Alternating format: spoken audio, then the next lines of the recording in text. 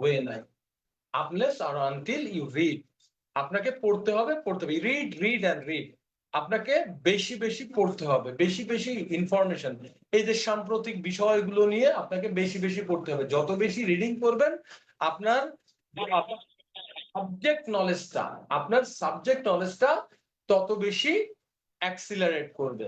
ঠিক আছে, এটা হচ্ছে যে 1 নম্বর কথা। 2 নম্বরে আসি, সাবজেক্ট নলেজের পরপরই আপনাকে যে বিষয়টা তারা দেখতে চায় সেটা হচ্ছে যে ওকে, আপনি সাবজেক্ট নলেজ আছে, ঠিক আছে, তাহলে আপনার হচ্ছে প্রেজেন্টেশনটা কেমন, আপনার প্রেজেন্টেশনটা কেমন, ঠিক আছে, আপনি কেমন ভাবে প্রেজেন্ট করলেন। মানে এই ক্ষেত্রে আপনার যেটা দেখা হয়, সেটা দেখা হয় যে আপনি আপনি যখন তথ্যগুলো দিয়েছেন সেখানে আপনার কোহিয়ারেন্সটা আছে কিনা, আপনি সিকুয়েন্সিয়ালি খুব সুন্দর সাজিয়ে উপস্থাপন করতে পেরেছেন কিনা, সেই জিনিসটা দেখা হয়। ঠিক আছে, তো 3rd নম্বরে যে জিনিসটা দেখা হয় সেটা হচ্ছে গ্রামার। আপনার গ্রামার, এই গ্রামারের ভিতরে শুধু not only grammar, grammar and spelling, চতুর্থ যে জিনিসটা 3টা আসে সেটা হচ্ছে গ্রামার বা স্পেলিং যে বিষয়টা আছে সেই বিষয়টা আপনার দেখে। সো একটা জিনিস খেয়াল রাখবেন, আমি এই খাতা দেখেছি, বিশেষ করে বাংলাদেশ ব্যাংকের এডির খাতা দেখেছি। মানে খাতা আমাকে দেখতে হয়েছে এমন, আমি চাকরি করার সুবাদে আমার হচ্ছে যে দেখা যাচ্ছে যে আমি কারো ওই কোনো একটা ফাইলে উঠে হয় দেখার নিয়ম নাই, তারপর একটু পৃষ্ঠা উল্টিয়েছি, উল্টিয়ে দেখেছি যে জিনিসটা দেখেছি যে যারা খাতা দেখেছে পরীক্ষায়, তো তারা যারা চান্স পেয়েছে তাদের ওই যে মানে কি বলা চলে, আহ, 2টা জায়গায় আমরা মার্কস দাগ পেয়েছি, লাল দাগ করা পেয়েছি। সেটা হচ্ছে যে স্পেলিং যে ভুলগুলো আছে সেইগুলোতে লাল দাগ মার্ক করা আছে, এবং হচ্ছে গিয়ে যদি গ্রামাটিক্যাল মিস্টেক থাকে সেখানেও লাল দাগ দিয়ে কোশ্চেন মার্ক করা আছে, এরকম আমি পেয়েছি। তার মানে কি, ডেফিনেটলি যখনই তারা রাইটিংস গুলো পড়েছে তারা এই গ্রামার এবং স্পেলিংটাকে কনসিডার করেছে। আমি আইবি এর এক টিচারের কাছ থেকে একটা স্ট্যান্ডার্ড যে ফরম্যাট শুনেছি, তারা প্রতি 3টে স্পেলিং এর জন্য 1 মার্কস কাট অফ করে। ঠিক আছে, প্রতি 3টে স্পেলিং এর জন্য 1 মার্কস কাট করার চেষ্টা করে আর কি। তো সেক্ষেত্রে আমি এখন দেখি যে অনেক স্টুডেন্ট আসলে স্পেলিং ভুল করে। প্রথমে কি করবে, আপনার পুরো নলেজ, সাবজেক্ট নলেজ বা পুরো প্যারাগ্রাফ পড়বে এবং দাগাইতে দাগাইতে যাবে। এখন দাগানোর পরে সে চিন্তা করলো যে এই ধরনের রাইটিং যদি লেখে আপনার জন্য, মনে করেন 30-এ আপনার জন্য 20 ফিক্স করলো। 20 ফিক্স করার পরে সে রাইটিংস দেখবে, রাইটিংসে দেখা গেল কি 6টা স্পেলিং ভুল হয়েছে, আপনি কিন্তু 20 পাবেন না, আপনি পাবেন 18। প্রতি 3-এ একটা করে মার্কস ডিডাক্ট করো। ঠিক আছে, এটা হচ্ছে যে এক টিচার এক ফ্রেন্ডদের কাছ থেকে শুনেছি। ঠিক আছে, তো এটা হচ্ছে তার তার ক্রাইটেরিয়া সে বলেছে। So that's the thing. আচ্ছা, এবার আমার মার্কিং এর আরেকটা জায়গা হচ্ছে যে আপনি যদি ডেটা অ্যান্ড ইনফরমেশন, আপনি যে ডেটা বা ইনফরমেশন দিবেন সেটা রিলেভেন্ট ডাটা, ইনফরমেশন বললে হবে না, ডেটা ইনফরমেশন না, ডেটা ইনফরমেশন বললে এটা আমার কাছে ভুল, রিলেভেন্ট ডাটা। মানে এখন যে জিনিসটা হয়েছে ডেটা এবং রিলেভেন্ট ডাটা ইনফরমেশন, সবচেয়ে আমার কাছে খারাপ লাগে যে এখনকার দিনে ডেটা বা ইনফরমেশনটাকে যেখানে লিস্ট প্রায়োরিটি দেয় মার্কিং এর ক্ষেত্রে, আপনারা সেটাকে ফার্স্ট প্রায়োরিটি বানিয়ে ফেলেছেন। অধিকাংশ ক্ষেত্রে ফার্স্ট প্রায়োরিটি, যত বেশি ডাটা মুখস্থ করা যায়, চার্ট আকারে দেওয়া যায় বা গ্রাফ আকারে দেওয়া যায়, যত বেশি দেওয়া যায় তত বেশি আপনি মনে করেন ভালো, which is completely a wrong idea. Relevant data information যদি থাকে এটা আপনার রাইটিং স্ট্যান্ডার্ডকে উন্নীত করে। তবে একটা জিনিস খেয়াল রাখবেন, এটা এআই এর যুগ, আপনাকে ডেটা দিতে হলে সেটা হচ্ছে প্রপারলি ডেটাটা দিতে হবে। আমি এখনকার রাইটিংস গুলোতে একটা জিনিস দেখি যে 5 বছরের জিডিপি গ্রোথ রেট দিয়ে দিয়েছে।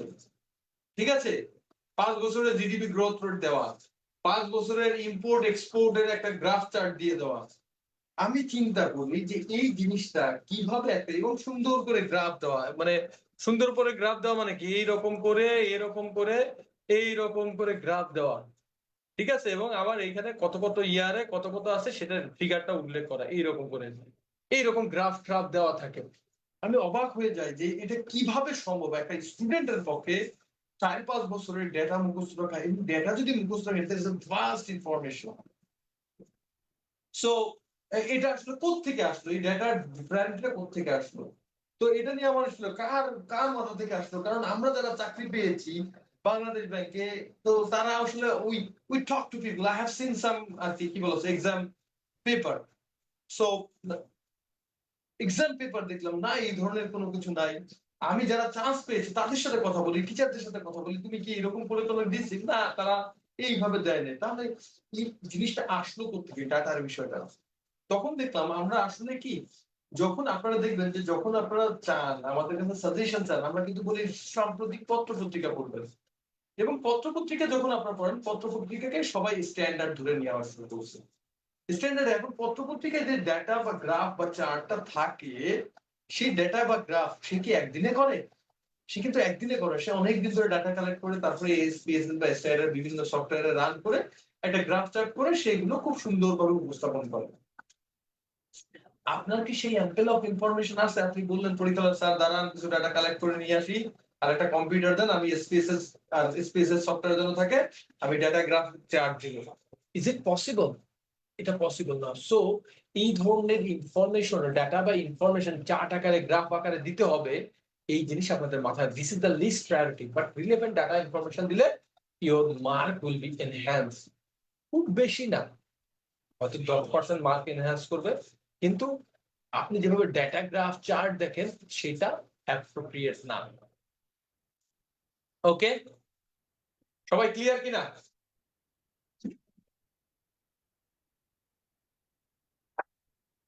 তুমি আমাকে একটু পানি দিয়ে দাও, এক গ্লাস পানি। বলো,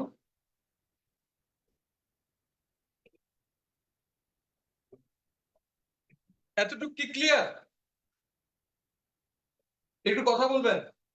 জি স্যার, ক্লিয়ার। আচ্ছা, এই মার্কিং ক্রাইটেরিয়া গুলো কি আপনারা জানতেন? না স্যার, এভাবে জানতাম না। আচ্ছা, সো মার্কিং ক্রাইটেরিয়া নিয়ে আমি আলোচনা করেছি। এখন আমি আজকে খুব সিম্পল একটা টেকনিক শিখাবো আপনাদের, খুব সিম্পল একটা টেকনিক, খুব সিম্পল। বাট আমি এতটুকু বলতে পারি, আপনার আইডিয়া জেনারেশনের যে জায়গাটা আছে সেটা 50% ইনক্রিজ করবে, এবং আপনার রাইটিং স্ট্যান্ডার্ড ইনস্ট্যান্টলি 15% 50%,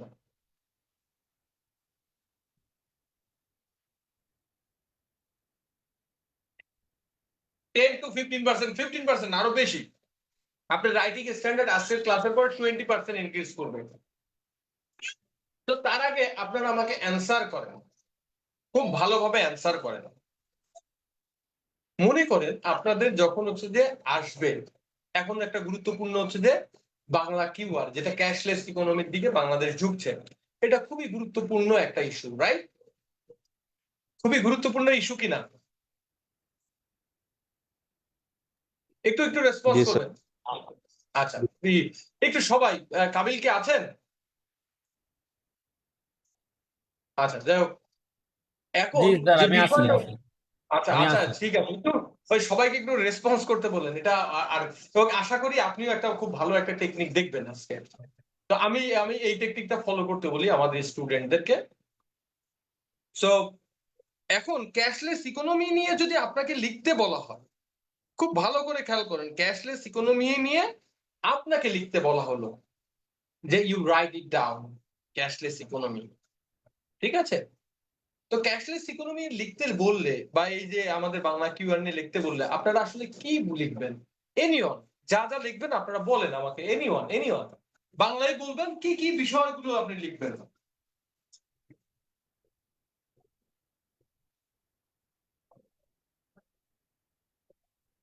যে বলতেছিলেন একটু বলেন, বা ক্যাশলেস ইকোনমি নিয়ে কি লিখবেন? স্যার, এখানে ওই যে কিউআর কোড ব্যাপারটা, প্লাস্টিক মানে, মানে যেটা ডেবিট পরে ইউজ। হ্যাঁ, বাংলা কিওয়ার্ড দিয়ে কিউআর কোড দিয়ে পেমেন্ট করা যায়, ক্যাশলেস, ক্যাশলেস হওয়ার ফলে কি হচ্ছে যে সবাই রিস্ক কমে যায়, এই সেই বিভিন্ন ধরনের ইস্যুস, এই তো লিখবেন নাকি? জি স্যার। আচ্ছা, এই জিনিস লিখবে নাকি? আমার প্রশ্নটা একটু বোঝার চেষ্টা করেন। আপনি যেটা লিখবেন বাংলা কিওয়ার্ড কি, বাংলা কিওয়ার্ড দিয়ে ক্যাশলেস ইকোনমি বলতে কি বোঝাচ্ছে, পেপার কারেন্সি নাই, বা এই যে বিষয়গুলো লিখবেন, পেপার কারেন্সি ছাড়া এটার ফলে এই হচ্ছে এইগুলো লিখবে নাকি আমাকে একটু বলেন তো।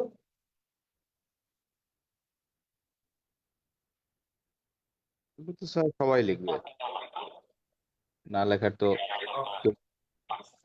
সবাই লিখবে তাই না? একটু ভালো করে খেয়াল করেন, সবাই লিখবে। তাহলে why they will pick you, আপনাকে কেন তারা পিক করবে?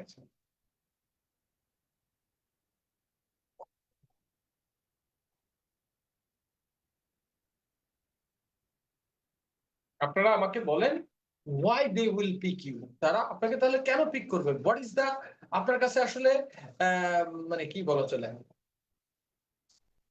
আপনার কাছে আসলে ইটা কি, মানে আপনাকে আপনাকে যে দিবে এই যে ক্যাশলেস ইকোনমি, আপনি তো এই লিখবেন তাই না?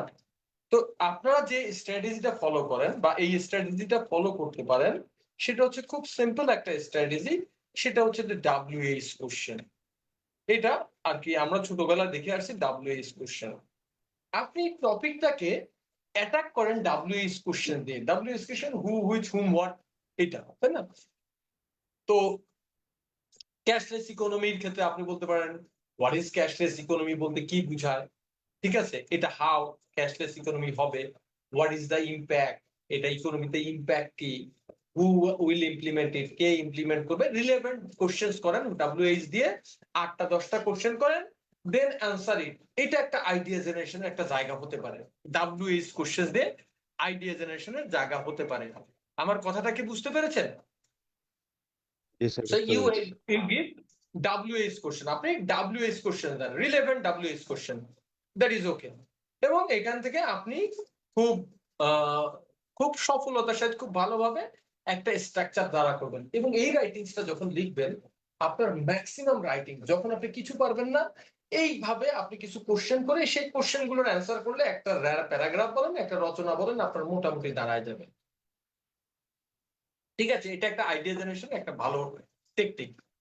ওকে, কিন্তু আমি আসলে এই টেকনিকে চাই না। আমি মূলত এই টেকনিকটা ইনিশিয়ালি একটা আইডিয়া নেওয়ার জন্য এই টেকনিকটা আমি 1 মিনিট চিন্তা করি, 1 মিনিট চিন্তা করি, এই যে ক্যাশলেস ইকোনমি। এখন আমি আরো একটা আর কি জায়গায় যেতে চাই। ঠিক আছে,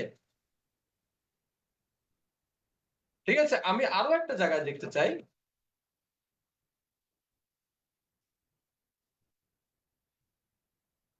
সেটা হচ্ছে যে রাইটিংসটা আপনি স্টার্ট করেন কিভাবে। আমি প্রথমে সেটা বলছি, রাইট রাইটিংটা আপনি স্টার্ট করেন কিভাবে।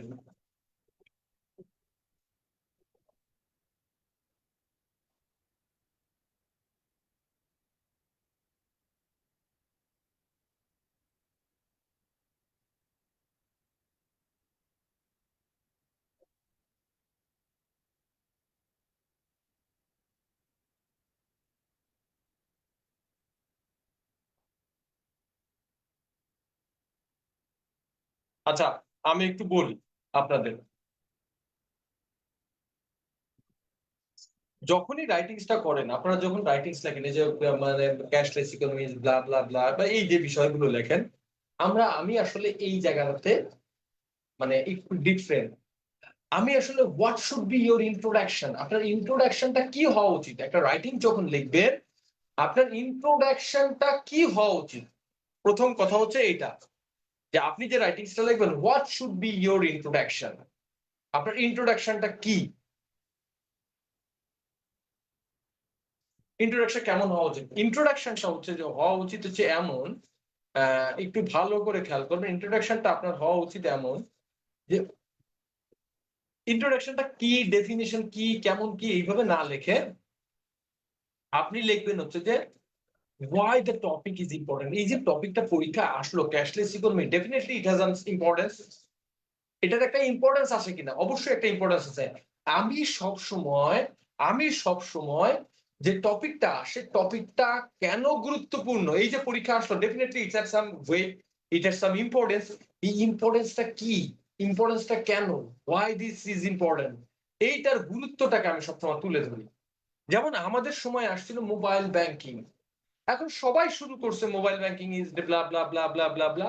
হাউ আই হ্যাভ স্টার্টেড, আমাদের সময় যেটা আসলে বাংলাদেশ ব্যাংকে, So one day I didn't have chance to pay the rickshaw pula, and I paid it through mobile banking. This is how mobile banking facilitates our daily life.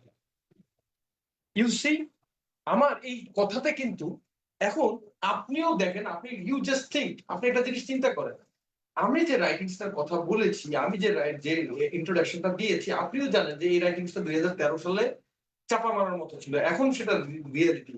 But আপনি যদি examiner হইতেন, আমি যদি আপনি যে লেখাটা লিখবেন তার স্টার্টিংটা যদি এরকম হতো, আপনি কি 1 মার্কস বা হাফ মার্কস বেশি দিতেন কিনা? একটু রেসপন্স করবেন, একটু কি হাফ মার্কস বেশি দিতেন?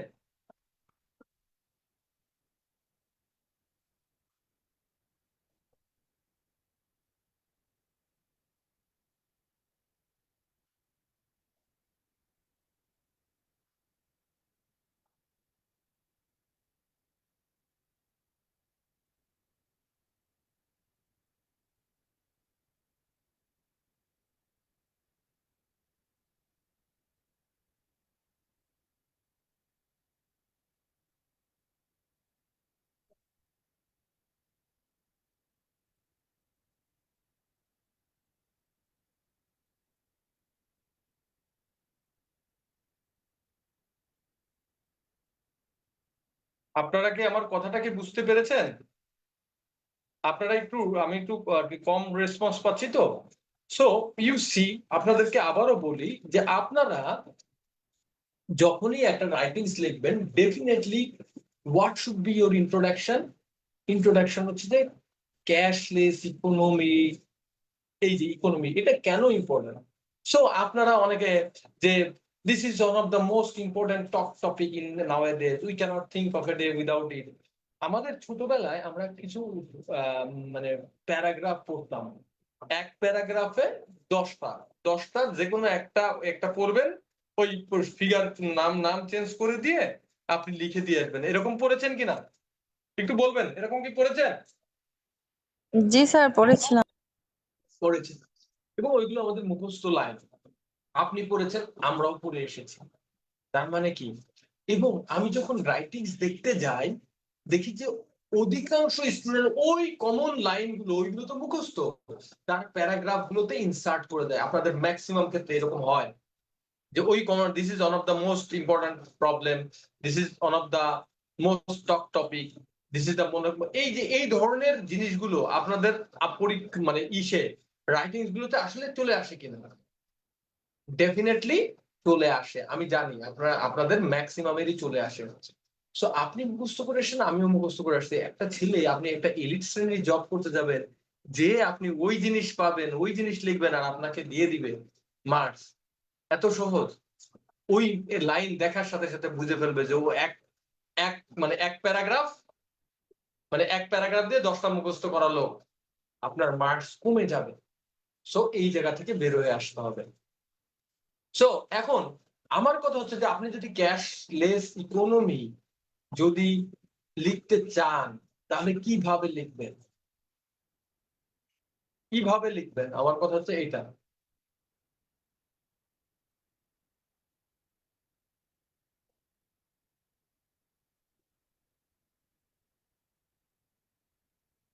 তো আপনি ইউ ক্যান এক্সপ্লেইন, আপনি ওই যে হোয়াট ইজ দ্য ইম্পর্টেন্স, ইন্ট্রোডাকশনটা দিবেন।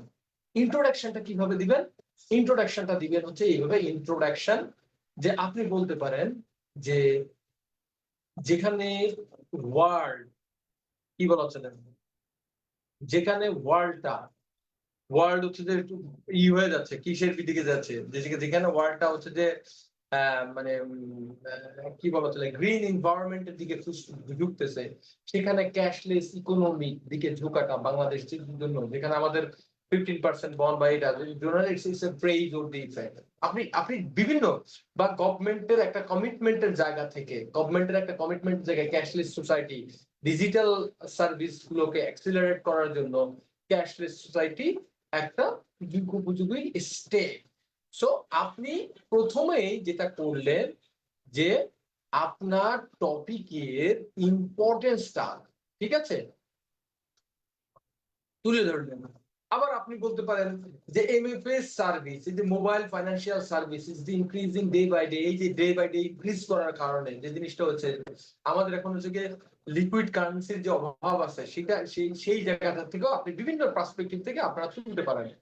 আমার মনে হয় এটা নিয়ে আপনারা কি বুঝতে পেরেছেন? ইন্ট্রোডাকশনটা কি লিখবেন এটা কি বুঝতে পেরেছেন কিনা?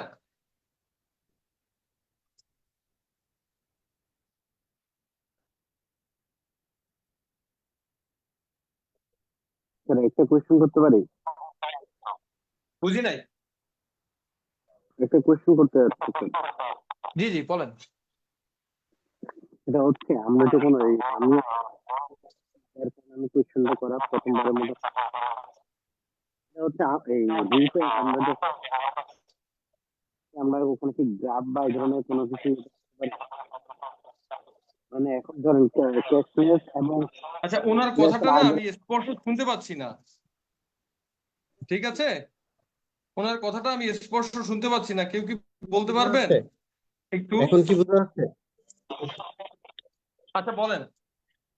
স্যার বোঝা যাচ্ছে যখন আমরা রাইটিং এর ওখানে লেখার ক্ষেত্রে, সেই ক্ষেত্রে আমরা কি কোনো গ্রাফ বা এই ধরনের মানে তুলনা, যেমন বাংলা কিওয়ার্ড এর কথা বলতেছেন আপনি, তো বাংলা কিওয়ার্ড এর ক্ষেত্রে সেক্ষেত্রে ক্যাশলেস এবং বর্তমানে যে ক্যাশ যে লেনদেন চলতেছে, এই দুইটা মানে কম্পারিজন বা এই ধরনের কোনো কিছু করা যায় কিনা, মানে আচ্ছা এই ধরনের কোনো কোম্পানি, সুবিধা? ভাই আমি একটু ভালো করে খেয়াল করেন। আপনি হচ্ছে যে অনেক অ্যাডভান্সে যাচ্ছেন। আমি দেখেন এই যে এই কম্পারিজন আগের কি হয়েছে না হয়েছে, এত ডাটা আপনি কোত্থেকে মুখস্থ করবেন? ঠিক আছে, এত ডাটা আপনি কোত্থেকে মুখস্থ করবেন? বিষয়টা হচ্ছে এটা। যাই হোক, আমি পরে আসতেছি, আমি আসলে পরে আসতেছি এই বিষয়গুলো নিয়ে আমি আলোচনা করবো আপনার এই যে এই জিনিসগুলো খুব ভালো করে খেয়াল করেন। আবার আপনি আবার আরেক ধরনের ভাবে শুধুমাত্র ইন্ট্রোডাকশনটা শুরু করতে পারেন। আপনি আরেক ভাবে শুরু করতে পারেন। আপনি আপনি আপনি you can grab the attention. বলতে পারেন, how many of you send money to your family without cash in the last month? আপনি আপনার ফ্যামিলির মেম্বার বা আপনি কে হচ্ছে গিয়ে ফ্যামিলিতে ক্যাশ ছাড়া হচ্ছে গিয়ে টাকা পাঠাইছেন, এরকম। ঠিক আছে, যদি হচ্ছে যে যদি বলে যদি if your answer is yes, then cashless economy is in action. আমাদের cashless economy action. This is how you can grab the attention of the, কি বলা চলে, ইসের, ওই যে আপনার এক্সামিনার অ্যাটেনশন গ্রাব করতে পারবেন। আপনাকে ইন্ট্রোডাকশনটাকে এমন ভাবে করতে হবে, বাস তারপরে আপনি বলতে পারেন। আপনি এই যে ডেটা বা গ্রাফটা হচ্ছে রিলেভেন্ট হতে হবে। যে 102 মিলিয়ন সাবস্ক্রাইবার আছে, এমএফএস ইউজার আছে বাংলাদেশে। ঠিক আছে, যাদের ভিতর 35% 30 to 40% ডিজিটাল পেমেন্ট করেন, এইখানে আপনি দিতে পারেন। ঠিক আছে, তো এই যে বিষয়গুলো, এইগুলোর দিকে আপনি নিয়ে আসতে পারেন, এই বিষয়গুলোকে আপনি নিয়ে আসতে পারেন। এখন আমার মূল পড়ানোর জায়গা কিন্তু এতক্ষণ যে আলোচনাগুলো করলাম, মূল পড়ানোর জায়গাটা কিন্তু এইখানে ছিল না। এখন হচ্ছে যে মূল পড়ানোর জায়গাটা হচ্ছে যে আমরা যদি বলি এখন আমার বডিটা কি হবে, আমার রাইটিংসটা কি হবে, সেটা কি হবে, সেটা নিয়ে আমার আলোচনা। সো ফার্স্ট অফ অল আমি আপনাদেরকে আমার একটু প্র্যাকটিক্যাল লাইফের, আমার জীবনের একটা এক্সাম্পল বলি। এক্সাম্পল বললে আপনারা বুঝতে পারেন প্র্যাকটিক্যাল এক্সাম্পল। সেটা হচ্ছে যে আমি সারা রাত ধরে পড়েছি। আমার ফ্রেন্ড সকালবেলা ঢাকা থেকে এসে আমার বলছে, দোস্ত কি পড়ছিস আমাকে একটু দেখা। তো ওকে আমি দেখাইছি। ও আমার কাছে ব্রিফ নিয়ে, যে পরীক্ষার হলে যখন পরীক্ষা দিয়ে যখন যেদিন রেজাল্ট দিল, দেখি যে ও আমার থেকে 2 থেকে 3 মার্কস বেশি পেয়েছে। আরে তুই মার্কস বেশি পেয়েছিস কেমন আমার থেকে? সারাদিন সকালে এসে এলো। তো আমি আসলে তার খাতা নিয়ে একটু চেক করলাম, কম্প্যারিজনে গেলাম যে কি কারণে ও আমার থেকে বেশি বেশি মার্কস পাইলো। সারা রাত আমি পড়লাম আর ও এসে সকালবেলা এসে পরীক্ষা। তো ওইখানে যারা ফাইন্যান্সের স্টুডেন্ট তারা বুঝবেন আমার ছিল ফাইন্যান্সের মূল উদ্দেশ্য কি, এক লাইনে উত্তর দিতে হবে এরকম একটা। তো আমি যেটা বলেছিলাম যে increase the wealth of the ইনভেস্টরদের ওয়েলথকে ইনক্রিজ করা। আমার ফ্রেন্ডের খাতাটা দেখলাম, ও দেখলাম লিখছে maximisation the wealth of the investor. শুধুমাত্র আমার, ঠিক আছে, শুধুমাত্র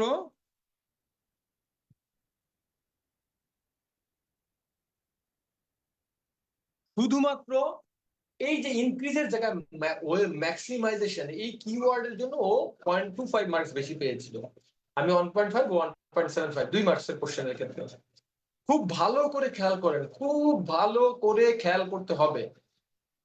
যে কোনো রাইটিংস এর ক্ষেত্রে দেয়ার আর সাম কি টার্মিনোলজি। আপনি যখন যে কোনো রাইটিংস এর ক্ষেত্রে কি টার্মিনোলজি, এই টার্মিনোলজি ফাইন্যান্সের ক্ষেত্রে কি terminology, maximisation not the increase. So আপনারা রাইটিংস এর জন্য যদি এই কি টার্মিনোলজি গুলো শিখতে পারেন, সেইগুলো আপনার মার্কস ইনক্রিজ করার জন্য খুব ভালোভাবে সহায়তা করবে। সেটার ক্ষেত্রে আমি এই আইডিয়া জেনারেশনের ক্ষেত্রে বা রাইটিংস এর ক্ষেত্রে আমি যেটা ফলো করি সেটা হচ্ছে পেস্টেল। কি ফলো করি? Pastel. P for political, P for political, E for economic, S for social, T for technology, L for legal, E for environment বা ecology। এনভায়রনমেন্টই বলি।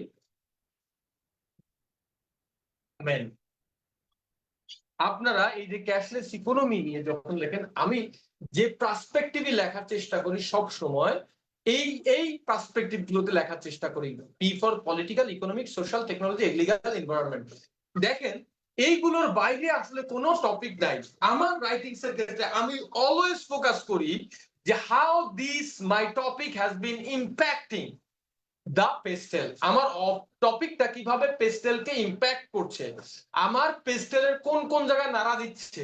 আমার রাইটিংসটা হচ্ছে পেস্টেলের দিকে যায় সব সময়, এবং পেস্টেলের দিকে যখন যায় দেখবেন আমার রাইটিংসটা আপনার রাইটিংস এর থিঙ্কিং এর থেকে অনেক আলাদা। আপনার থিঙ্কিংটা অনেকটা ডাইভার্সিফাইড হবে, কেউ কখনো চিন্তাও করে নাই। দেখেন আমি জাস্ট একটু বলি, এনভায়রনমেন্ট, আপনার ক্যাশলেস ইকোনমি কিভাবে এনভায়রনমেন্ট ফ্রেন্ডলি, কিভাবে আমার গাছ কাটা রোধকে সহায়তা করছে। প্রতি বছর যে কাগজের ব্যবহার করে, টেকনোলজি ব্যবহার করে যে এনভায়রনমেন্ট ফ্রেন্ডলি। আপনি যখন এনভায়রনমেন্ট ফ্রেন্ডলি, আপনি দেখেন তো এই ক্যাশলেস ইকোনমি লেখার আগে আপনি কয়বার এনভায়রনমেন্ট ফ্রেন্ডলি নিয়ে চিন্তা করেছেন? আপনি ক্যাশলেস ইকোনমি লেখার আগে আপনি কতবার পলিটিক্যাল পার্সপেক্টিভ নিয়ে চিন্তা করেছেন? ইটস আ ভিশন, আমরা ডিজিটাল বাংলাদেশের দিকে মুভ করব। পলিটিক্যাল একটা কমিটমেন্ট আছে, বা ইভেন বিএনপি সরকারের পলিটিক্যাল একটা কমিটমেন্ট আছে। যারা আওয়ামী লীগের সময় লিখলে তো আরো বেশি মার্কস পেতেন, যদি আওয়ামী লীগ এখন নাই। তা বিএনপিরও একটা পলিটিক্যাল কমিটমেন্ট আছে যে দেশকে টেকনোলজিক্যালি অ্যাডভান্স নিয়ে যাবে। সো টেকনোলজিক্যালি অ্যাডভান্স নিয়ে যাবে পলিটিক্যাল কমিটমেন্টের জায়গা থেকে, যে গভর্নমেন্টের একটা পলিটিক্যাল কমিটমেন্টের জায়গা থেকে আপনি বলতে পারেন cashless economy easy. Government mandate digital service, গভর্নমেন্টের একটা ম্যান্ডেট আছে ডিজিটাল সার্ভিস। আমার কথাটা কি বুঝতে পেরেছেন?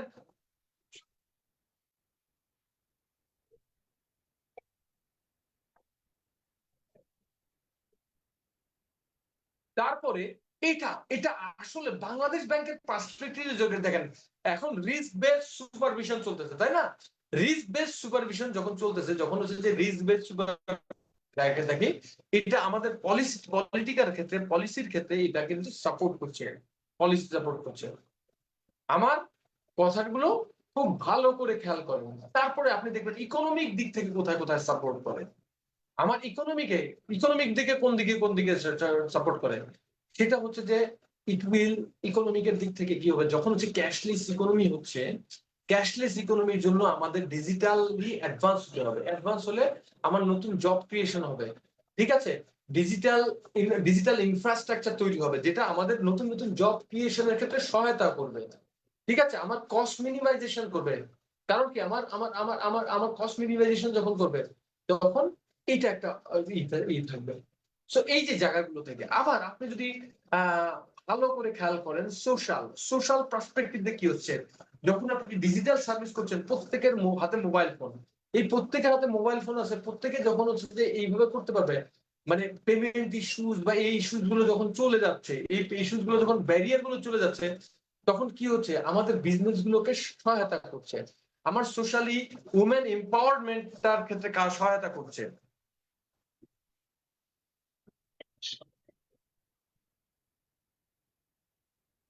ঠিক আছে? তারপরে ইয়ো মানে মানে কি ইয়োদের ক্ষেত্রে হচ্ছে, তারপর টেকনোলজিক্যাল দেখেন, টেকনোলজিক্যালি আমরা আগায় যাচ্ছি, টেকনোলজিক্যাল পার্সপেক্টিভে বলতে পারেন, ঠিক আছে। তারপরে আমরা এটাকে এই লেখাটাকে আমরা হচ্ছে লিগাল পার্সপেক্টিভে নিয়ে যেতে পারি। লিগাল পার্সপেক্টিভ কি? আমাদের ডিজিটাল সিকিউরিটি যখন অনলাইনে যাবে, ডিজিটাল সিকিউরিটি হবে, আমাদের এনাফ রেগুলেশন আছে কিনা যে সিকিউরিটির জন্য, সাইবার সিকিউরিটি নিয়ে আসতে পারবেন টেকনোলজির দিক থেকে। দেখেন আমরা আমাদের রাইটিংসটাকে কতভাবে এনরিচ করতে পারতেছি।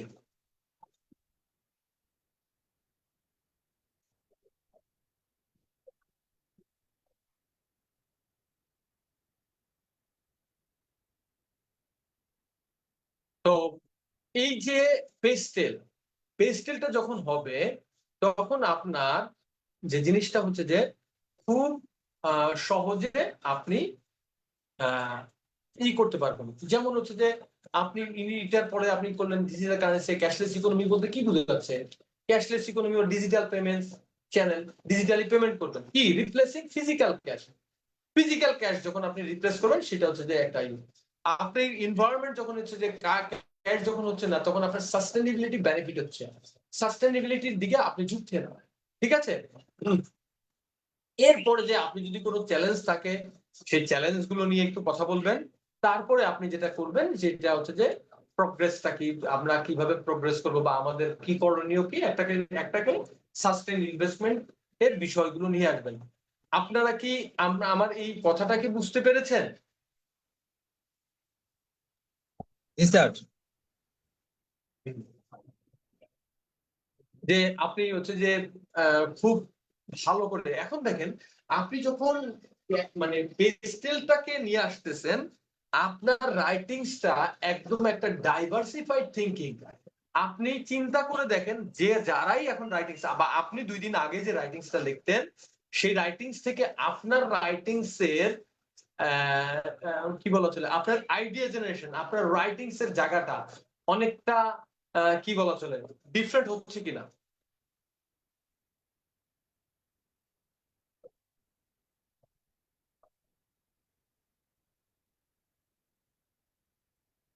একটু বলেন, আপনারা একটু কথা বলেন।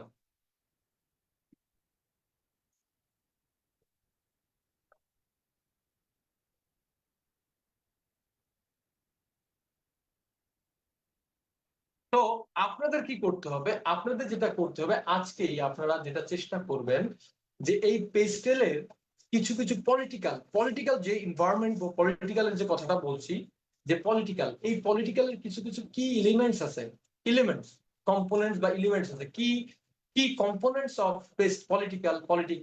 কি কম্পোনেন্টস অফ ইকোনমিক, কি কম্পোনেন্ট অফ সোশ্যাল, কি কম্পোনেন্ট অফ টেকনোলজি, লিগ্যাল, এই যেগুলো, এই যে লিগ্যাল যখন আসবে, আর্টিফিশিয়াল ইন্টেলিজেন্স বা এই জায়গাগুলোতে আসতেছে। তো এই যে লিগ্যাল, তারপর এনভায়রনমেন্ট, লিগ্যাল, এর কি কম্পোনেন্টস গুলো কি কি, এই কম্পোনেন্টস গুলো আপনাদের জানা থাকতে হবে, ঠিক আছে। কম্পোনেন্টস গুলো আপনাকে জানা থাকতে হবে। আপনি যখন এই দেখেন ওমান এম্পাওয়ারমেন্ট যখন বলতেছেন, ওমান এম্পাওয়ারমেন্ট একই সাথে হচ্ছে যে আমার ইকোনমিক দিকে ওমানকে এম্পাওয়ার করতেছে, একই সাথে আমার পলিটিক্যাল গভর্নমেন্টের পলিটিক্যাল কমিটমেন্ট ওমানকে এম্পাওয়ারমেন্টের যে কলিং সেটাকেও স্ট্রেনথেন করতেছেন। You see how where your writings is going. আপনার রাইটিংসটা কোন দিকে যাচ্ছে আপনি কি বুঝতে পারছেন? আপনি এইভাবে কখনো চিন্তাও করেন নাই যখন রাইটিংসটা লিখছেন, বাট এখন রাইটিং যখন লিখবেন পেস্টেল, এটা আপনার রাইটিংসটার ধরনটাকেই অনেকটা চেঞ্জ করে দিবে। আমার কথাটা কি ক্লিয়ার?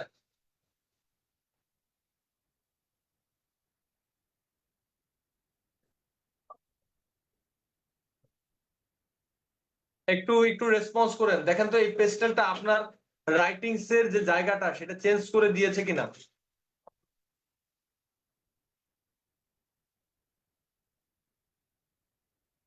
জি স্যার, চেঞ্জ করেছি।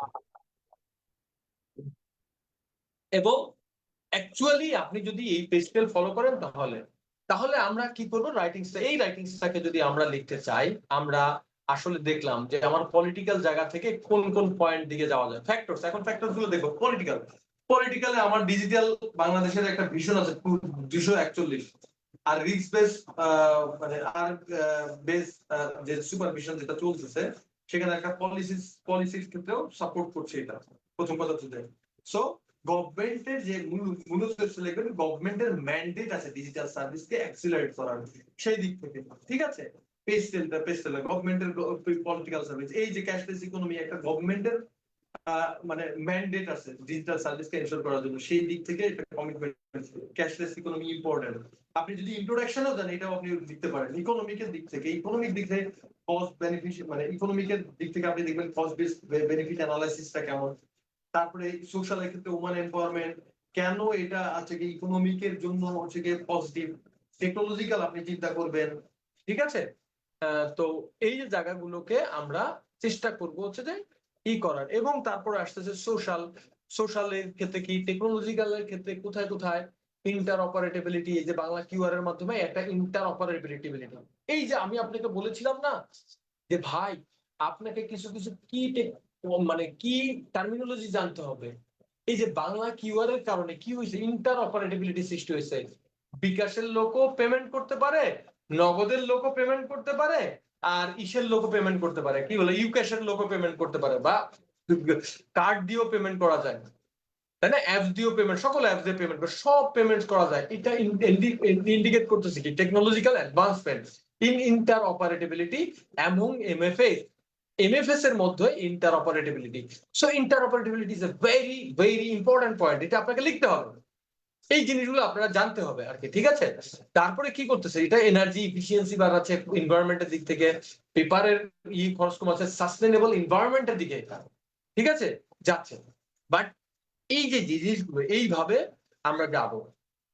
তারপরে আমরা যদি হচ্ছে যে রিয়েল ওয়ার্ল্ড এর দিকে অ্যাপ্লিকেশনটা যদি একটু ভালো করে খেয়াল করি, আমরা জাস্ট দেখেন আইডিয়া জেনারেশন গুলো দেখি, যে রিয়েল ওয়ার্ল্ড এর দিকে যে অ্যাপ্লিকেশন গুলো যদি দেখি তাহলে দেখবো যে যে আপনি ভালো করে খেয়াল করেন যে বিকাশ আমাদের দেশে সাকসেসফুলি লঞ্চ হয়েছে, ঠিক আছে। এখানে কি ছিল যে একটা লাইসেন্সে যে আমরা পলিটিক্যাল ব্যাক করে লাইসেন্স পাইছে, টেকনোলজির একটা অ্যাডভান্সমেন্ট হচ্ছে, সোশ্যালি একটা ট্রাস্টেড ব্র্যান্ড হচ্ছে, সোশ্যাল ট্রাস্টেড ব্র্যান্ড হচ্ছে কিন্তু বিকাশ, ঠিক আছে। সো এই যে জিনিসগুলোকে, এবং তারা হচ্ছে এখন মার্কেট লিডার। তো এখন আমরা যদি যত জায়গা থেকে যে কোনো জায়গা থেকে যদি কোশ্চেন্স করি, আমরা দেখবো হচ্ছে যে দেখেন বাংলাদেশ ব্যাংকের ডিজিটাল ইনিশিয়েটিভের পার্সপেক্টিভে যদি আমরা চিন্তা করি, বাংলাদেশ ব্যাংক একটা innovative digital financial service Bangladesh ব্যাংকের জন্য। রেগুলেটরি লিগ্যাল ফ্রেমওয়ার্ক থেকে একটা স্ট্যান্ড বক্স, ঠিক আছে, যেটা ফিনটেক্স এর জন্য টেস্টিং এনশিওর করতেছে। ফিনান্সিয়াল টেকনোলজির একটা মানে হচ্ছে টেকনোলজি করছে। আবার আমরা যদি বলতে পারি যে এটা হচ্ছে মানে কি বলা চলে, এটার জন্য একটা লিগ্যাল ফ্রেমওয়ার্কও আমাদেরকে দরকার হবে। দেখেন আমরা মানে মানে রাইটিংসটাকে আমরা কত পার্সপেক্টিভ, এখনো পার্সপেক্টিভ আসি নাই, ঠিক আছে। এখনো আমরা আমরা আমাদের we have not to explore. অনেক ধরনের রাইটিংস আমরা লিখতে পারবো যদি আমরা এইভাবে দেখার চেষ্টা করি, দেখতে থাকি। ওকে,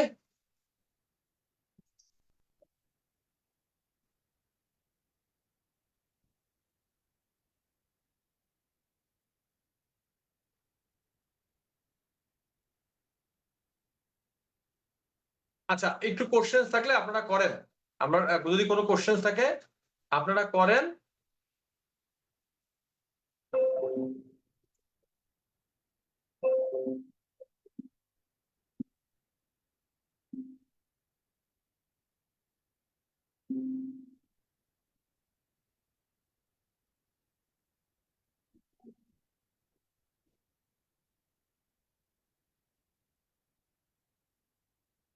কোনো কোশ্চেন থাকলে আপনারা করেন, তারপর আমি আমার পরের আলোচনায় যাব। এইখানে কোনো কোশ্চেন আছে কিনা?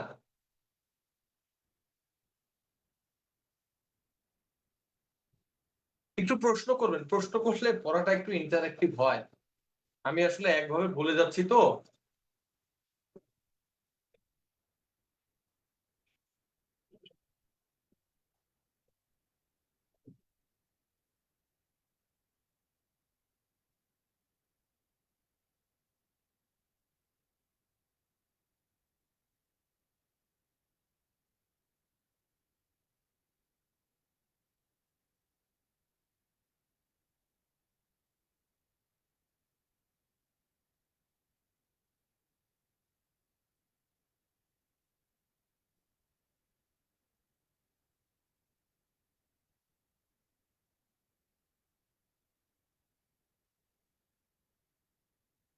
ওকে, কারো কেউ কোনো কথা বলছেন না?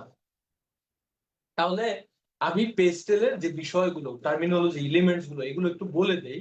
আর আপনারা ওই যে কোনো টপিকের সাথে কি টার্মিনোলজি কি, যে টার্মিনোলজি গুলো থাকা খুবই জরুরি, এইগুলো আপনারা তো মুখস্থ করেন, আপনারা অনেক বই রিডিং করেন, ওই রিডিং করেন। আমি আসলে ওই দিকে যাব না।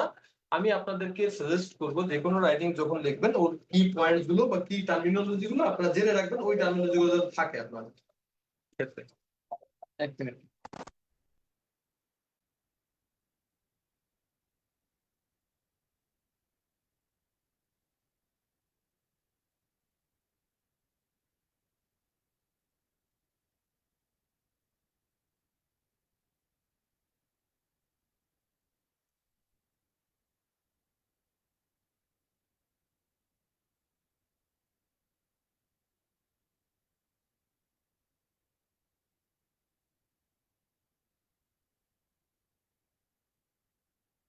ওকে, আমরা এবার আসি আপনাদেরকে মূলত মূল ইস্যুতে আসি আপনাদের ক্ষেত্রে। আপনারা একটু দেখেন, আপনারা এখন একটু ভালোভাবে চিন্তা ভাবনা করেন। সেটা হচ্ছে যে পলিটিক্যাল, এখন পলিটিক্যাল জিনিসগুলো আছে, পলিটিক্যাল টার্মিনোলজি যেগুলো আছে, সেগুলোর ক্ষেত্রে আমরা আসলে কিভাবে কি করব, সেটা হচ্ছে যে আমি একটু আপনাদের কাছ থেকে শেয়ার করি আমার আপনারা পলিটিক্যাল, যখন এই পলিটিক্যাল গুলো কি কি হতে পারে, এটা হতে পারে কি, এটা হতে পারে হচ্ছে গভর্নমেন্ট। আমি আমার ইসে থেকে দেখছি, মনে করেন পলিটিক্যাল যে যে গুরুত্বপূর্ণ পয়েন্টস আছে সেইগুলোর ক্ষেত্রে এইগুলো একটু জেনে রাখবেন। Political government policy, political stability, trade regulation, tax policy, foreign trade agreements, influence of government business, এই জাস্ট এই ধরনের হচ্ছে যে পলিটিক্যালের কি এলিমেন্ট। শুধুমাত্র এইগুলো জানবেন এমন না, এগুলো জানতে হবে এরকম না, এগুলো একটু পড়ে রাখবেন যে এইগুলো কি কি, তারপরে কোন কোন জিনিসগুলো আসলে পলিটিক্যাল জায়গা থেকে কি এলিমেন্টস হিসেবে কাজ করে, এই জায়গাগুলোতে কোন কোনগুলো ইম্প্যাক্ট করে, সেই জায়গাগুলোকে আমাকে আসতে হবে।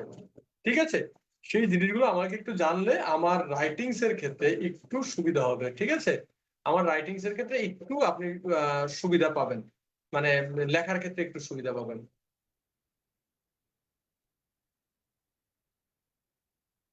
তারপরে মনে করেন ইকোনমিকের ক্ষেত্রে কি কি আসে।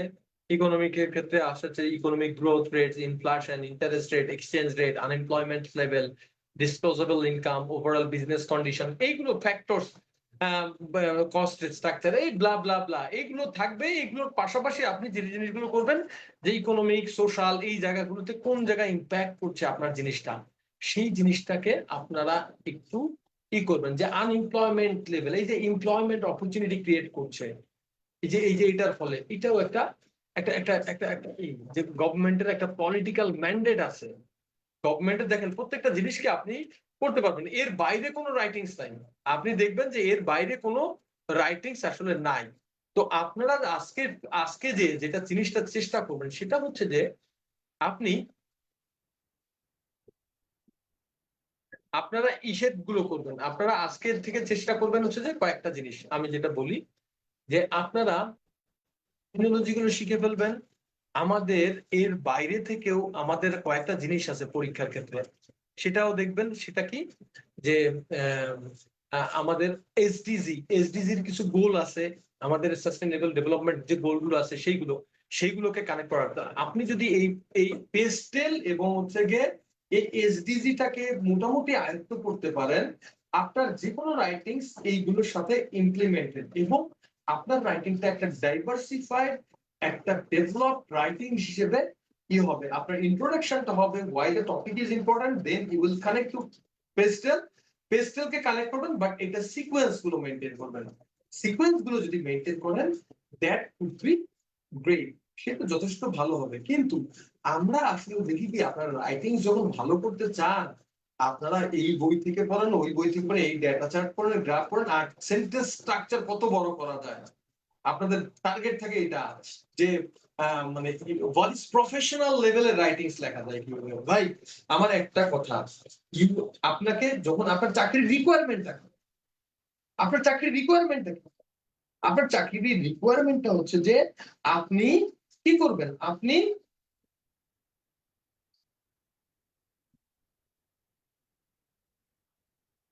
চাকরির রিকোয়ারমেন্ট হচ্ছে যে আপনি কি বলা চলে আপনি একটা ফ্রেশ গ্রাজুয়েট, আপনি হচ্ছে যে যা আসবে রাইটিং সমসাময়িক জিনিসের প্রতি আপনার একটা নলেজ থাকবে, আপনি সেই জিনিসগুলো সম্পর্কে ওয়াকিবহাল কিনা সেটার উপর রাইটিংস লিখবেন।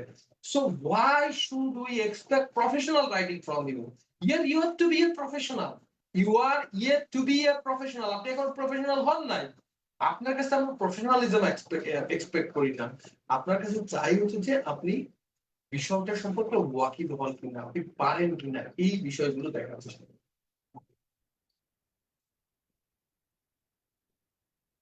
আচ্ছা, সো এই জিনিসগুলো যদি আজকে আপনারা এই ধরনের ইকোনমিকের বিষয়, ইকোনমিক সম্পর্কে, ইকোনমিকে কি টার্মিনোলজি কি, সোশ্যাল টার্মিনোলজি গুলো কি, সোশ্যালি এফেক্ট কিভাবে হচ্ছে, সেই যে জিনিসগুলোকে, এই যে আমাদের কি হচ্ছে যে এটার ফলে কি হচ্ছে কনজিউমার বিহেভিয়ার, আমাদের বিহেভিয়ারের উপরে কিন্তু একটা আমাদের আমাদের আমাদের কালচারাল বিহেভিয়ার উপর একটা ইম্প্যাক্ট পড়ছে। টাকা পয়সার যে ইগুলো, টাকা পয়সার যে রিস্ক ছিল, অনেকটা রিস্ক, আগে ক্যাশ টাকা থাকলে ছিনতাই হওয়ার যে জায়গা ছিল, সেইখান থেকে আমরা সোশ্যালি কি হচ্ছে আমরা একটা রিস্ক ফ্রি জায়গার দিকে যাচ্ছি, যে টাকা পয়সার ছিনতাইয়ের যে বিষয়টা সেটা হচ্ছে অনেকটা কমে আসবে। ঠিক আছে, তো এই যে বিষয়গুলো, এইগুলো যদি আপনারা জানেন,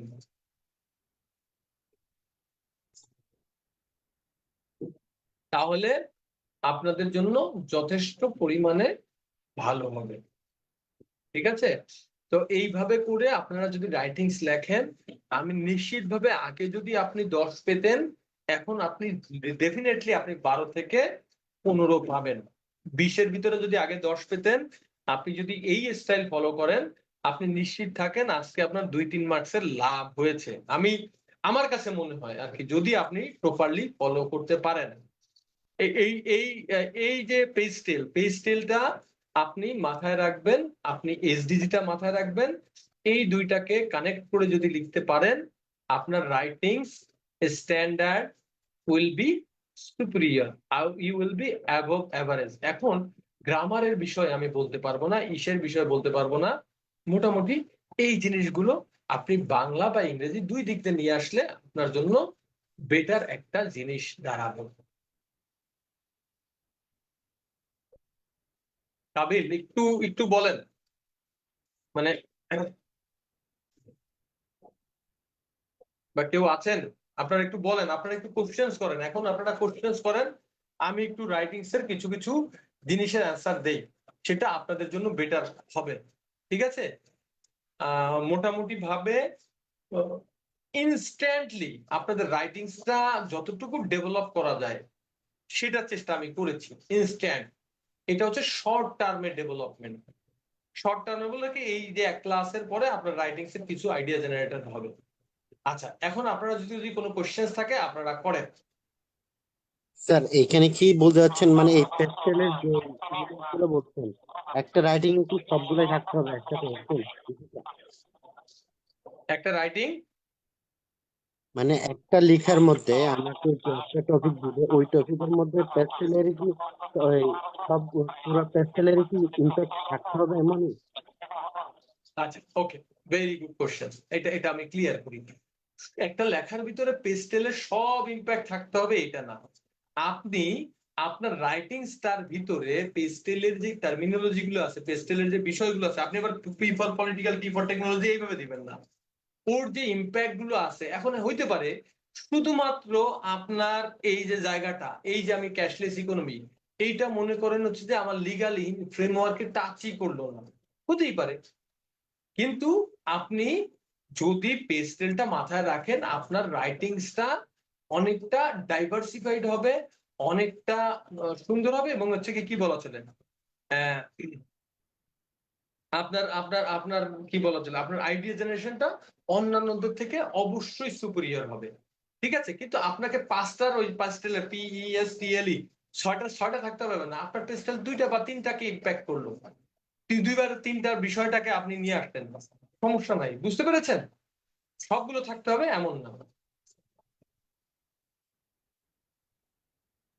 আর আর আসসালামু কোনো আলাইকুম স্যার। কোশ্চেন আছে কিনা?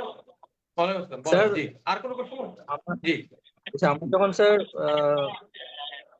ফোকাস রাইটিং শুরুতে এবং শেষে যে উক্তি ব্যবহারের বিষয়টা আছে, এই বিষয়টা কেমন চাই, এটা কি পজিটিভ নাকি নেগেটিভ? কোনটা? স্যার, ফোকাস রাইটিং এর শুরুতে এবং শেষে অনেকেই বলেন যে উক্তি ব্যবহার করা যায়, বিভিন্ন উক্তি ব্যবহার করে উক্তি দিয়েই শুরু করা যায় আর কি স্যার, ফোকাস রাইটিং বা উক্তি দিয়ে শেষ করা ও, যায়। উক্তি। স্যার, আচ্ছা, এই ক্ষেত্রে আমার একটু ভিন্ন মত। একটু ভালো করে খেয়াল করেন, ফোকাস রাইটিংটা কেন দেয়? দে ওয়ান্ট টু জাজ ইউর রাইটিং। সে চায় হচ্ছে আপনার রাইটিংসটা জাজ করার জন্য, তাই না? সো আপনি যদি কারো লাইন, মুখস্থ লাইন লেখেন, ঠিক আছে, এইটা কি আসলে কি অ্যাপ্রোপ্রিয়েট কি না, প্রথম কথা হচ্ছে এটা। ইট ডাজেন্ট ব্রিং, এটা আপনি যদি উক্তি লেখেন, এটা আপনার রাইটিংস এর জন্য মার্কস, ওই রাইটিংসটাকে, ওই লেখাটুকু কোনো মার্কস বিয়ার করবে না আপনার রাইটিংস এর ক্ষেত্রে। মার্কিং এর ক্ষেত্রে ওইটা কনসিডার করা হয় না, হবে না। যে জিনিসটা করা হবে, যদি রিলেভেন্স থাকে, তাহলে ওই রিলেভেন্স টুকুর জন্য আপনি মার্কিং পাবেন। কিন্তু আপনি ওই যে মুখস্থ একজনের লাইন লিখলেন, সেটার জন্য মার্কস থাকবে না, মার্কস পাওয়া মানে দেওয়ার কথা না। আর বিভিন্ন জন, তারেক জিয়া, বেগম খালেদা জিয়া, তারপর শেখ হাসিনা এই ধরনের উক্তি দেন। আমি 2021 সালে একজনকে বলেছিলাম যে শেখ হাসিনার উক্তি দিয়ে শুরু করছিল আমাদের একটা ছেলে, ওর নাম হচ্ছে গিয়ে নাফিস, এখন ক্যাপিস্টনে ক্লাস নেয়, অ্যাডমিশন। তো ও হচ্ছে অফিসার, ক্যাশ অফিসার ভাইবা দিয়েছে, বা সিনিয়র অফিসার ভাইবা দিয়েছে, বা অফিসার ভাইবা দিয়েছে, বা আমাদের কাছে আসলো রাইটিংস এর জন্য। তখন আমরা হচ্ছে কি, আমি তার রাইটিংস তাকে একটা 3টা মডেল টেস্ট নিয়ে তার সাথে আমি একদম 1 to 1 বসেছি, তার রাইটিংস এর কোথায় কোথায় প্রবলেম। তো প্রথমে বললাম যে তুমি হচ্ছে যে এইটা দিয়েছো কেন, শেখ হাসিনার উক্তির জন্য, এটা তো সে আমাদের দেশের প্রধানমন্ত্রী, আমি তো দিতেই পারি, সে একটু ওই ঘটনা, বাট মানে একটু বাম ঘটনার বা এই টাইপের, তো আমরা দিতেই পারি, সেই ব্লা ব্লা ব্লা বললো। তা আমি বললাম যে শেখ হাসিনা যখন রাইটিংসটা, যখন শেখ হাসিনার উক্তিটা দিয়েছো, তুমি হাউ ইউ ক্যান, তুমি এটা কিভাবে নিশ্চিত হলা যে এই খাতাটা কোনো জামাতপন্থী বা বিএনপি পন্থী কারো হাতে পড়বে না, কোনো টিচারের হাতে পড়বে না? তো তোমার সেক্ষেত্রে কি হবে যদি তোমার মার্কস যদি না দেয়? তখন সে বলতেছিল একটু, স্যার এই দেশে কি আর আওয়ামী লীগের বাইরের লোক আছে? 5 আগস্টে দেখলাম কি সবই আওয়ামী লীগের বিরোধী। মানে বিষয়টা আমি আপনাকে বুঝাতে যাচ্ছি। সো আপনি লিখলেন, এখন খালেদা জিয়া দেখলেন, ওই দেখে ম্যাক্সিমাম লোক খালেদা জিয়া করছে, খালেদা জিয়া সবচেয়ে জানা যায় লোক বেশি, খালেদা জিয়ার উক্তি দিলেন, সেটা হচ্ছে আওয়ামী লীগ পন্থী কারো খাতা করবে না, তার নিশ্চয়তা কি? So it's better to avoid ইট। আমি কি ক্লিয়ার করতে পারলাম আপনাকে বিষয়টা? জি স্যার, বুঝতে পেরেছি স্যার। এবং ওই ছেলেটা পরবর্তীতে সবচেয়ে বড় ব্যাপার, তার 2 দিন পরীক্ষা হলো, পরীক্ষা দেওয়ার পরে যেদিন বাংলাদেশ ব্যাংকের রেজাল্ট দিয়েছে, আমার কাছে একটা ফোন আসছে। ফোন এসে ও বলছে, কান্নাকাটি করতেছে, যে বলতেছে আমাকে ভাই বলতো যে ভাই আমার হয়ে গেছে ভাই, বাংলাদেশ ব্যাংকের এডিতে আমি এততম হয়েছি ভাই। ঠিক আছে, কান্তে স্যার বলছে যে রেজাল্ট দেখার পরে আমি প্রথমে নামাজে 2 রাকাত নফল নামাজ পড়ে নামাজের বাড়ি থেকে আমার ফ্যামিলি কাউরে ফোন না দিয়ে আপনাদের ফোন দিয়েছি।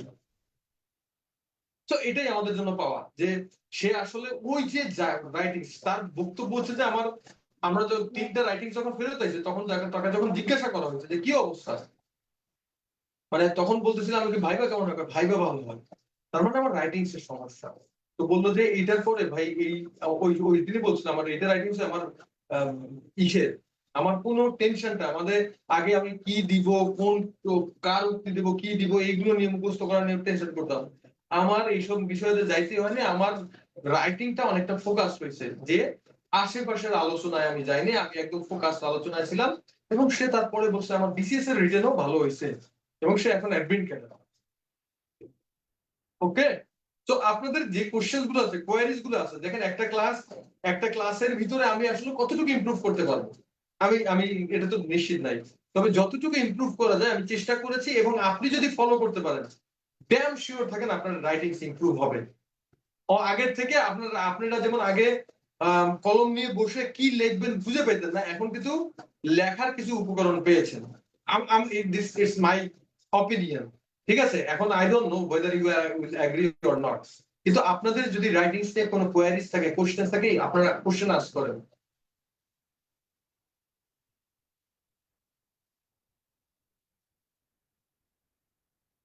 আপনারা কোশ্চেন আস্ক করেন, আমি স্যার আমার প্রেসিডেন্ট যেটা স্যার আপনি তো বলছিলেন ডাব্লিউএস কোয়েশ্চন মানে ইন্ট্রোডাকশন ডাব্লিউএস কোয়েশ্চন দিয়ে করতে, তাহলে এখন আমরা যদি রাইটিং করি তাহলে প্রথমে আমরা কি ডাইরেক্ট কোয়েশ্চন আকারে করতে পারি? যেমন ক্যাশলেস বাংলাদেশের জন্য কেন প্রয়োজন, আমরা মানে এই ধরনের মানে কোয়েশ্চেন কি আমরা নিজেরা অ্যান্সারের মধ্যে কোয়েশ্চেন করতে পারি? Okay, ঠিক আছে, আমি একটু বলি। আসলে আপনি ক্যাশলেস ইকোনমি আমাদের কেন প্রয়োজন, ঠিক আছে, কেন গুরুত্বপূর্ণ, এইভাবে কোশ্চেন্স করাটা, ডিরেক্ট কোশ্চেন্স করাটা it's not appropriate, it's not appropriate. এভাবে ডিরেক্ট কোশ্চেন্স করাটা করতে পারেন, পারেন না তা না, করতে পারেন, কেন প্রয়োজন। তবে কেন প্রয়োজন এই কোশ্চেনটা খুব সিম্পল কোশ্চেন হয়ে যায়। যেমন আমি একটা জিনিস বলেছিলাম যে আসলে হাউ মেনি অফ আস, আমাদের, আমি যখন বললাম যে আমাদের ভিতরে মোবাইলের মাধ্যমে টাকা পেমেন্ট করেনি বা পাঠাননি এমন কেউ কি আছে আমাদের আশেপাশে, ঠিক আছে, কত পার্সেন্ট লোক কখনো কোনো টাকা পাঠায়নি বা রিসিভ করেনি মোবাইলের মাধ্যমে, এই যে কত পার্সেন্ট লোক করেনি, এটা একটা কোশ্চেন মার্ক। আসলে আমি কোশ্চেন মার্ক করছি না, আমি ফোকাস করছি কি যে আসলে আমরা ভাস্ট আকারে এটা ইউজ করতেছি। আমার এই কোশ্চেন মার্ক কি ইন্ডিকেট করতেছে, আমরা ভাস্ট আকারে এই জিনিসটা মোবাইল ব্যাংকিং বা ক্যাশলেস ইকোনমিটা ইউজ করছি, এটা করছে। তো আপনার আসলে সিম্পল কোশ্চেন্স, আপনি ইনিশিয়ালি রাইটিং এর জায়গায় আছেন, তো এই ধরনের সিম্পল কোশ্চেন গুলো না করাটাই বেটার। রাদার আপনি হচ্ছে যে জিনিসটাকে সাজিয়ে গুছিয়ে ইম্পর্টেন্সটা লিখে দিলে ভালো হয়, ঠিক আছে। যেমন আমি একবার রাইটিংস, আপনার তো লেখেন, এই যে মনে করেন একটু ডিফারেন্টলি রাইটিংস রিটেনটা প্রিলিটা নতুনটা, মানে your starting should be in a different way. স্টার্টিংটা আপনি সবসময় ডিফারেন্ট ওয়েতে শুরু করার চেষ্টা করবেন। আই পার্সোনালি ডু দ্যাট, আমি পার্সোনালি সেটা করি। আমাদের আমাদের আইবি এর পরীক্ষা আসলে পিঠা। আইবি এমন একটা প্রতিষ্ঠান, এত নন কনভেনশনাল রাইটিং দেয়, পিঠা। জীবনে কোনোদিন পিঠা করেছেন কেউ? তো এই যে পিঠা, এখন হাউ আই হ্যাভ স্টার্টেড, আমি লিখছি, আমি শুরু করেছিলাম যে seeing the word pitha in this exam hall, I became nostalgic about our very own tradition, আমাদের নিজস্ব ট্র্যাডিশনের এই। এখন অনেকেই বলতে পারে যে এটা কিভাবে শুরু করা ঠিক হয়েছে, আমি তো চান্স পাইছি ভাই, ঠিক আছে। অনেকেই সাপোর্ট করবে, সাপোর্ট করবে না, রাইটিংসটা আসলে ডিফারেন্ট। আপনি দেখবেন আরেকজন রাইটিংস এর টিচার, সে বলবে গ্রাফ চার্ট এগুলো লেখো, এগুলো লেখো, কিন্তু আমি আসলে মার্কিং ক্রাইটেরিয়া গুলো দেখেছি, প্রায়োরিটিটা দেখেছি, এবং তার উপর ভিত্তি করে আপনাদেরকে গাইড করার চেষ্টা করছি, ঠিক আছে।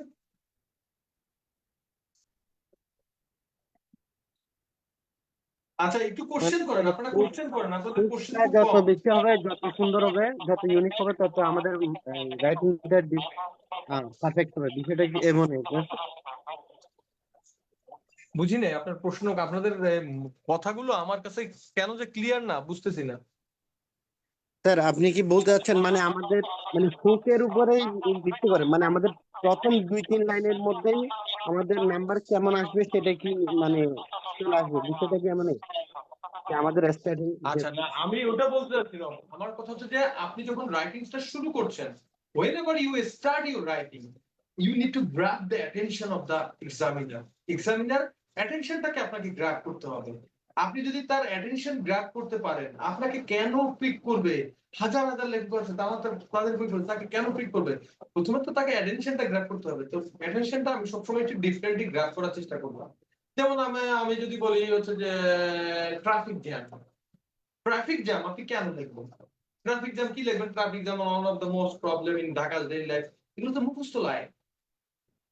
সো আপনি এমন এভাবে শুরু করেন না। মনে করেন দাদা চাচা কেউ মারা গেছে, তার নাম বললেন না, যে ওয়ান ডে আমার দাদা বা চাচা এমনকি স্ট্রোক করলো, এবং আমরা হচ্ছে অ্যাম্বুলেন্স নিয়ে রওনা দিলাম, রওনা দিয়ে 2 ঘন্টা আমরা হচ্ছে কি 2 ঘন্টা বা 2 ঘন্টা জ্যামের পরে আমরা হাসপাতালে পৌঁছালাম, এন্ড ডাক্তার বললো যে ইটস টু লেট। এরপরে আপনি this is how we are giving toll of our life because of traffic jam, ঠিক আছে। এখন এইভাবে কি শুরু করা যায় কিনা, ডেফিনেটলি শুরু করা যায়। আপনি এইটা দেওয়ার পরে যে ছেলে, যে লোকটা খাতা দেখবে, তার তো মনটা না, হারে বেচারা চাচা মারা গেছে, ওই সফট কর্নারে তো আপনি 2 মার্ক বেশি পাবেন। It sounds funny but it's a truth, isn't it? G sir. Sir একবার আমি স্টুডি বেস এরকম লিখছিলাম আমার এসএসসি লেভেলে, আমার নাম্বার উল্টা কমে গেছিল। কোনটা নাম্বার? স্যার বলতেছিলাম নাম্বার উল্টা, আমি এসএসসি তে একবারে এরকম লিখছিলাম, আমার নাম্বার উল্টা কমে গেছিল, মানে স্টুডি বেস যেমন। আচ্ছা, এসএসসি এসএসসি যারা দেখে আর এইচএসসির খাতা যারা দেখে আর ভার্সিটির খাতা, এই যে চাকরির অ্যাডমিশনের খাতা দেখে, তাদের ভিতরে অনেক দে ওয়ান্ট ইউর ভার্সিন রাইটিং, তারা আপনার ভার্সিন রাইটিং চায়। ঠিক আছে, ওইগুলোতেই আপনি এসএসসির উপর বেস করে যদি আপনি এখনো পাইতে চান চাকরি, তাহলে তো হবে না। কারণ এসএসসি তে যারা খাতা মার্কিং করেছে তারা তো চাকরি পায় নাই রিটেনের, এই ধরনের রাইটিং এর চাকরি পায় না, তারা মুখস্থ বিদ্যার উপরে আসছে। আমার কথাটা কি বুঝতে পেরেছেন? ইয়েস স্যার, বুঝতে পারছি স্যার। আপনাদেরকে আর একটা জিনিস বলি, সেটা আরো ই হবে। মনে করেন আমি দুইটাই হয়েছে, আমার দুই মেয়ের ক্ষেত্রে হয়েছে, স্কুল থেকে 3 বা 4 এর সময় আসছে যে right and paragraph on cat. তো আমি হচ্ছে মনে করেন আমি কোচিং করায় বা অফিস থেকে বাসায় ফিরেছি, বাসায় যখন ঢুকেছি, তখন আমার বড় মেয়ে আমাকে বলছে, আব্বু আব্বু ঢুকে না ঢুকে না ঢুকে না, কি হয়েছে? একটা বই নিয়ে আসতে হবে। আমি দাঁড়া, আমি ঘরে ঢুকবো। না না না না, মানে ছোট বাচ্চাদের যে অধৈর্য হয়ে যায়, আমার ঢুকতে দে, মেজাজ, তার মেজাজ খুব খারাপ, আমি ঢুকতে দে। তারপরে সে ঢুকতেই দিবে না। না না না মা, মানে সে বলছে যে যাও আম্মু, তুমি বলো না কেন, না তুমি ঢুকো না, এই সেই। তারপর আমি দিচ্ছি দাঁড়ো, এই আগে ঢুকতে দে, তারপরে কি হয়েছে আমার না শুনে যাইতে দেবে না। তোর ওর মা বলতেছে তোর আব্বু আসছে, আগে শুনুক, আমি বলছি তো যাবে। তো ঠিক আছে, তাড়াতাড়ি তাড়াতাড়ি কি হয়েছে বলছে যে ওর ইসে একটা প্যারাগ্রাফ দিয়েছে বইতে, সেই প্যারাগ্রাফ নাই, এখন হচ্ছে যে সেই প্যারাগ্রাফ লিখতে হবে, তো ওই একটা বই কিনে নিয়ে আসতে হবে। ঠিক আছে, তা আমি বলছি কি প্যারাগ্রাফ, তো কি প্যারাগ্রাফ যখন বলছেন, বলছে ক্যাট, দ্য ক্যাট। তা আমি বলছি দ্য ক্যাট হচ্ছে, ওর মানে বললাম তুমিও তো লিখে দিতে পারো, তুমিও লিখে দিতে পারি, আমিও লিখে দিতে পারি, বই লাগবে কেন? মানে এইটার জন্য বই কিনে নিয়ে আসতে হবে কেন? না বই দিলে বই বই সবাই বই থেকে লাগতেছে, বই লেখা লাগবে এটা। আমি ওর মানে বললাম ক্রেডিট কি কয়, আমিও তো বলতেছি, কিন্তু ও তো রাজি না। তা আমি বলছি যে আমিও লিখবো না, তুমিও লিখবে না, লিখবে হচ্ছে আমার মেয়ে। আমি বললাম তুই লিখবি ক্যাট, তারপর আমি এটা কারেকশন করে দেবো। ভালো করে খেয়াল করেন, ওকে বলে দিয়েছি তুই লিখবি, আমি কারেকশন করে দেবো। সে তো মোটামুটি মেজাজ টেজাজ, না তোমাদের কিছু লাগবে না, এই সেই রাগ করেছিল। আমি বললাম যে লেখ, আমি কারেকশন লিখতে পারবো। কিছুক্ষণ পরে এসে দেখি কি ওর মার কাছ থেকে মোবাইল নিয়ে সে হচ্ছে যে ফ্রেন্ডরা ছবি তুলে পাঠাচ্ছে সেইগুলো লিখতেছে। এরপরে আমার একটু মেজাজটা খারাপ হয়েছে, একদম পুরো গরম হয়ে গিয়েছি। আমি বললাম যে এইরকম করলেন, বলে তোকে বলেছি নিজে লিখতে, তুই কেন কি আমাদের পারমিশন ছাড়া কেন মোবাইল নিয়ে এইভাবে লিখছিস, তোকে লিখতে। তো ও বলতেছে আমি কি লিখবো, আমি তো কিচ্ছু পারি না, জানি না। তখন বলে যে আমাদের ঘরে বিড়াল আছে, আমাদের ঘরে বিড়াল আছে না, তুই বিড়ালের সাথে যা যা করবি সেটা সেটা লিখবি। খুব ভালো করে খেয়াল করেন, যা যা করবি সেটা সেটা লিখবি। আমি তো হচ্ছে যে স্কুল থেকে এসে টায়ার্ড হয়ে যায়, তারপর হচ্ছে যে আমি বিড়ালের সাথে খেলি। আমি বললাম ওইটাই না। আমার কথা বুঝতে পেরেছেন? Yes sir. এবং আমার মেয়ে স্কুল ওই রাইটিংসটা লিখেছিল এইভাবে, when I came back from school I became exhausted and I used to play with my cat and it makes me happy. We have a cat in our house and her name is Lutuputu. বিড়ালটার নাম ছিল লুতুপুতু। That was her study. Now you see, আমার মেয়ে যেটা লিখছিল, যেটা দেখেছিল পরীক্ষার ওই যে ইসে, cat is a domestic animal, it has 4 leg, 2 eyes, on tail। ঠিক আছে, তার মানে এই যে এই যে এখন আপনি লিখবেন ক্যাট হ্যাজ 4 legs, 2 eye, আর আমার মেয়ে, ইউ সি দ্য ডিফারেন্স। আপনি ডিফারেন্সটা সৃষ্টি করেন। আপনার যে মুখস্থ যে বিদ্যাটা, ওই জায়গা থেকে সরে এসে আপনাদের এইভাবে আসলে লেখাটার দিকে ঝোঁকা উচিত। আমার কথা থ্যাংক ইউ বুঝছেন? স্যার। Yes sir. আমার মনে হয় আমার এই টাইমটাকে, এই 1 ঘন্টার ভিতরে আপনাদেরকে একটা পার্সপেক্টিভ দিতে পেরেছি কিনা জানি না, তবে পার্সপেক্টিভ দেওয়ার চেষ্টা করেছি। এই পেস্টেলটাকে আপনারা আজকে পড়াশোনা করবেন সবাই, এবং প্রত্যেকটা রাইটিংস কে পেস্টেলের আন্ডারে কি পর টার্মিনোলজি গুলো নিয়ে আপনারা লেখার চেষ্টা করেন, দেখেন আপনার রাইটিংস আগের থেকে ডেফিনেটলি উন্নত হবে। কাবিল, আপনি বলেন তো, আপনি কি ছিলেন ক্লাসে?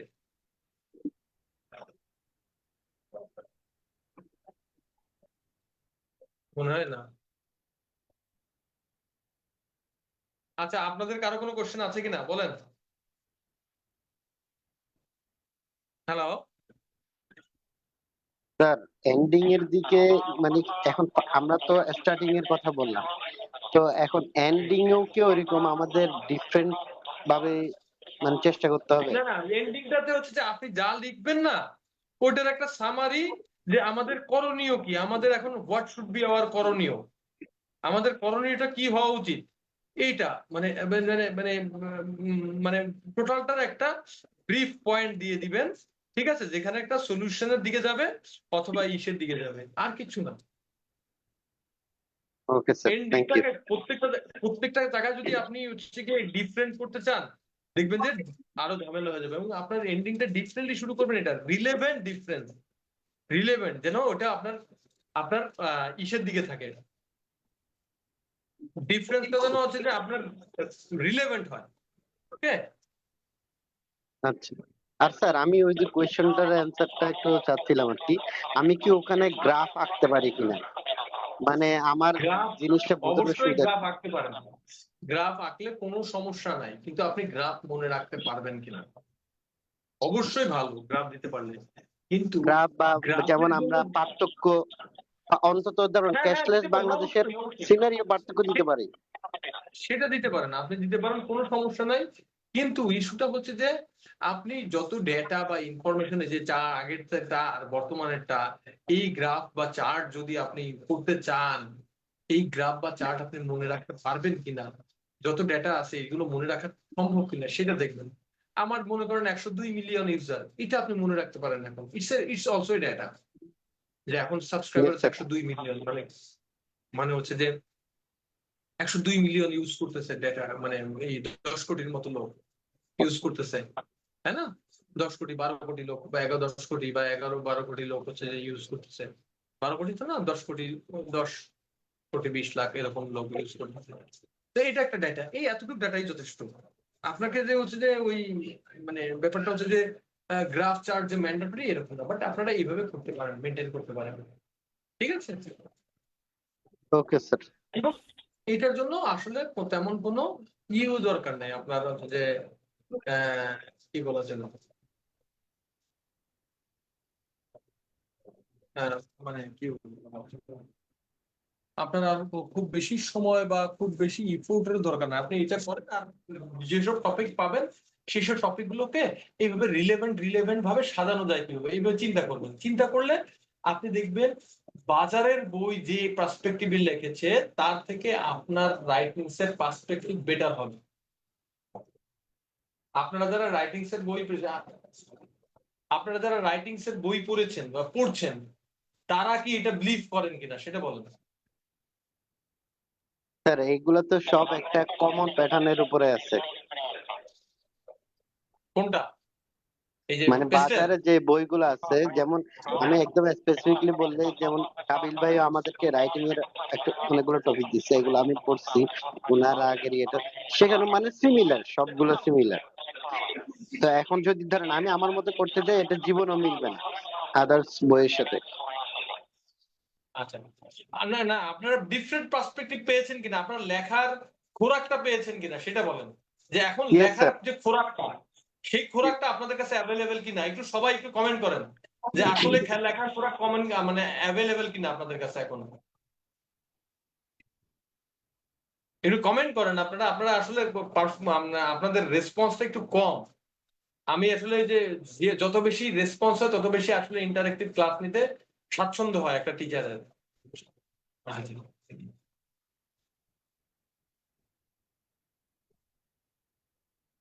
তো আপনারা আজকে থেকে আপনারা পেস্টেল বিষয়টাকে একটু ভালো করে দেখবেন, প্রত্যেকটা রাইটিংস এর ক্ষেত্রে আপনারা যে বই কিনেছেন সেই বইটা পড়ে পাশাপাশি পেস্টেলটাকে আপনারা আপনাদের মতো করে ইমপ্লিমেন্ট করার চেষ্টা করেন।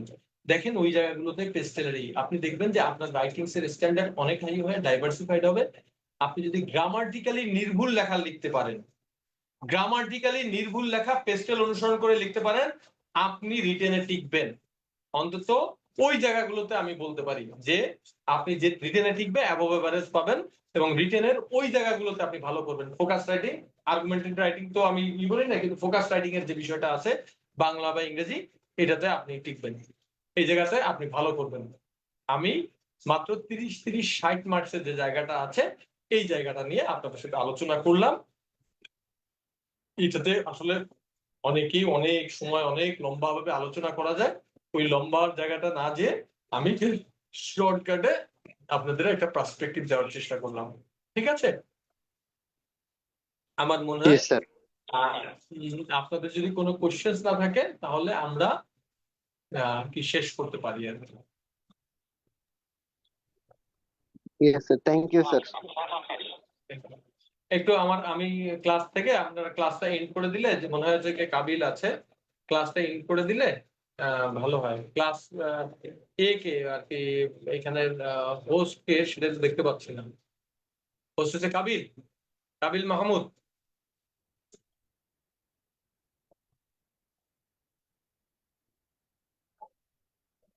ক্লাসটা এন্ড করে দেন।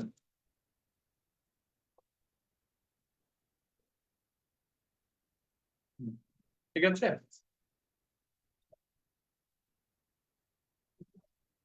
ওকে, আমি তাহলে লিভ করছি। Okay sir. Okay. Jesus.